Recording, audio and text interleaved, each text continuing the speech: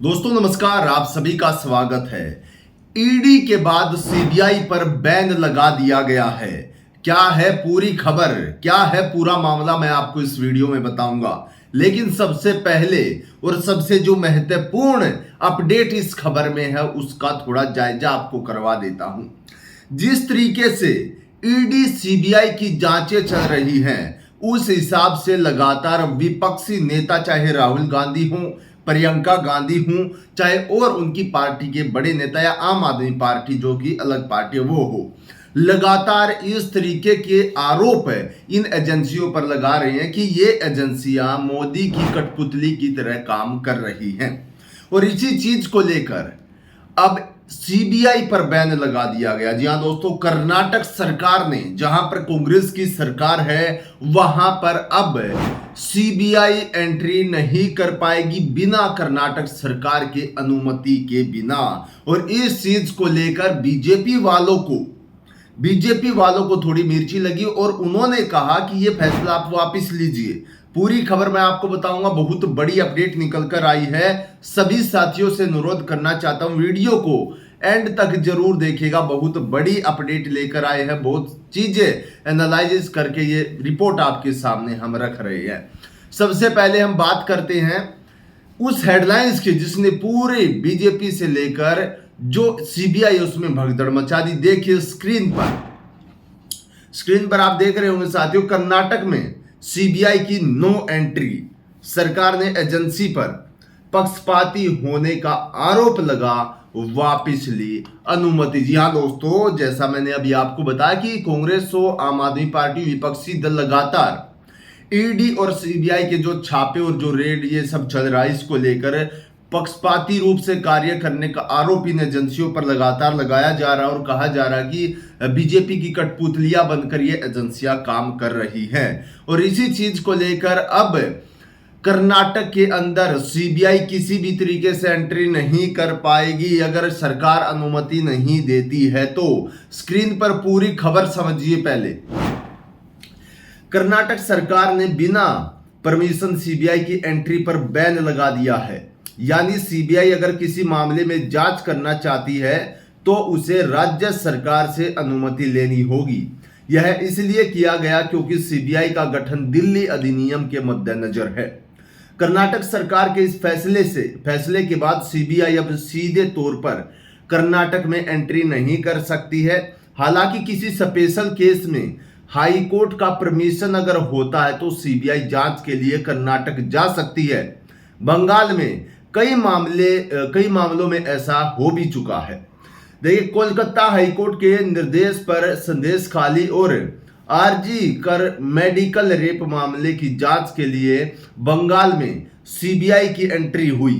कुल मिलाकर अगर यह मामला हाईकोर्ट जाता है और हाईकोर्ट कहता है कि सीबीआई जांच होनी चाहिए तो सीबीआई कर्नाटक में जांच कर सकती है। जी हां, यह पूरा मामला है। इस तरीके से जिस तरीके से अब धड़ल्ले से कहीं पर भी सीबीआई जाकर एक्शन ले लेती थी, अब ऐसा नहीं होगा क्योंकि अब केंद्रीय एजेंसी है उसको अब जो राज्य सरकार है कर्नाटक में उसकी अनुमति लेनी होगी। और जिस तरीके से आपने देखा झारखंड में भी ऐसा ही हुआ या पश्चिम बंगाल में भी, सभी राज्य धीरे धीरे इसी प्रकार से करते जा रहे हैं कि ईडी और सीबीआई की जो एंट्रियां हो डायरेक्टली ना हो, केंद्र सरकार जो राज्य सरकार है उसकी परमिशन के बिना एंट्री ना हो। अब इसी तरीके के कदम उठाए जा रहे हैं और कर्नाटक सरकार ने भी यही बड़ा कदम उठाया है। इसको लेकर बीजेपी की तरफ से भी थोड़ी प्रतिक्रिया दी गई है, वो भी एक बार स्क्रीन पर देख लीजिए। देख सकते हैं, भाजपा ने सीबीआई को सामान्य सहमति वापस लेने पर कर्नाटक सरकार पर निशाना साधा है। जी हां दोस्तों, यानी कि सीधे तौर पर बीजेपी वाले तो चाहते कि सीधी एंट्री हो जाए। और लगातार आपने देखा होगा किस प्रकार से जो तमाम विपक्षी दल हैं, विपक्षी बड़े बड़े नेता हैं, वो सीधे तौर से ये कहते आ रहे हैं कि 2014 के बाद इन स्वतंत्र एजेंसियों की, इन सरकारी एजेंसियों की पूरा का पूरा स्ट्रक्चर बदल दिया गया। कठपुतलियां बनकर ये काम कर रहे हैं। सीधे तौर पर आरोप लगाए जा रहे हैं विपक्ष की तरफ से सरकारी स्वतंत्र एजेंसियों पर। और आपके मन में ये किस तरीके की भावनाएं अब ईडी सीबीआई को लेकर हो गई है वो आप भी जानते होंगे। जी हां, मामले में आगे बढ़ने से पहले मैं बता देता हूं कि क्यों सीबीआई वहां पर जा रही थी कर्नाटक में, क्या था पूरा मामला, वो भी एक बार मैं आपको बताना चाहता हूं ताकि आप पूरी खबर को समझे और जाने की मामला क्या है।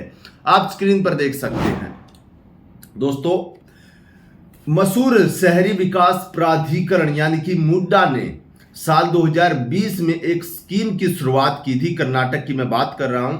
इसके तहत जिन लोगों की जमीन विकास के काम के लिए लिया गया था उन्हें 50-50 पॉलिसी के तहत शहर में जमीन और मुआवजा देने की बात कही गई थी। काफी आलोचना के बाद 2023 में इस स्कीम को रद्द कर दिया गया। आरोप है कि सिद्धारमैया यानी कि जो कर्नाटक के मुख्यमंत्री हैं उनकी पत्नी ने गलत तरीके से इस स्कीम का लाभ लिया। उन पर जो करीब 55 करोड़ रुपए का लाभ लेने का आरोप है।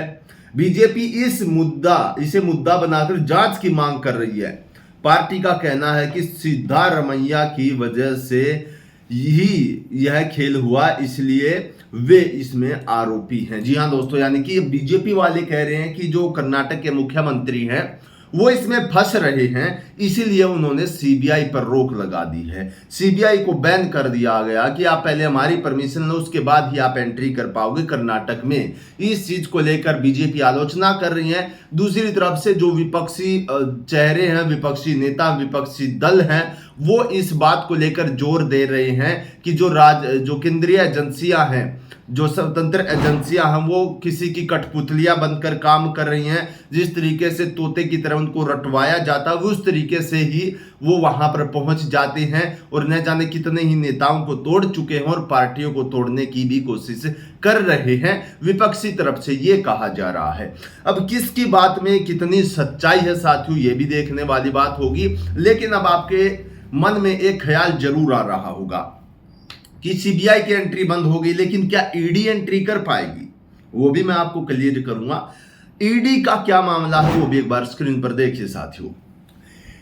ईडी सूत्रों के मुताबिक अगर किसी मामले में एफआईआर दर्ज होती है और वहां धोखाधड़ी और लेन देन की साजिश का जिक्र होता है तो जांच एजेंसी केस को टैकल कर सकती है। झारखंड में रांची सदर थाने में दर्ज एक जो है आईडी ने इसी आधार पर टैकल किया था। इस मामले में वहां के मुख्यमंत्री हेमंत सोरेन की गिरफ्तारी हुई थी। यानी कि ईडी अगर सीबीआई मान लीजिए परमिशन लेकर जो है वहां पर पहुंच गई और वहां पर लगता कि मनी लॉन्ड्रिंग का मामला, तो वहां पर जो है टैकल कर सकती है ईडी। इस तरीके के प्रावधान भी हैं। लेकिन सीबीआई या तो राज्य सरकार की परमिशन ले या हाई कोर्ट उनको कहे कि आप वहां पर जांच कर सकते हो, तभी एंट्री कर पाएगी। ये बड़ा मामला सामने खड़ा हो गया। यानी कि जिस तरीके से धड़ल्ले से जो चल रहा था उस पर अब फुल स्टॉप ब्रेक लग गया है। इस खबर के बारे में आपकी क्या राय है कमेंट बॉक्स में आप हमें जरूर बताइएगा और हम आपके साथ जुड़ते रहेंगे इसी प्रकार से बड़ी खबरें लेकर। आज के वीडियो में इतना ही। सभी साथियों को नमस्कार, जय हिंद।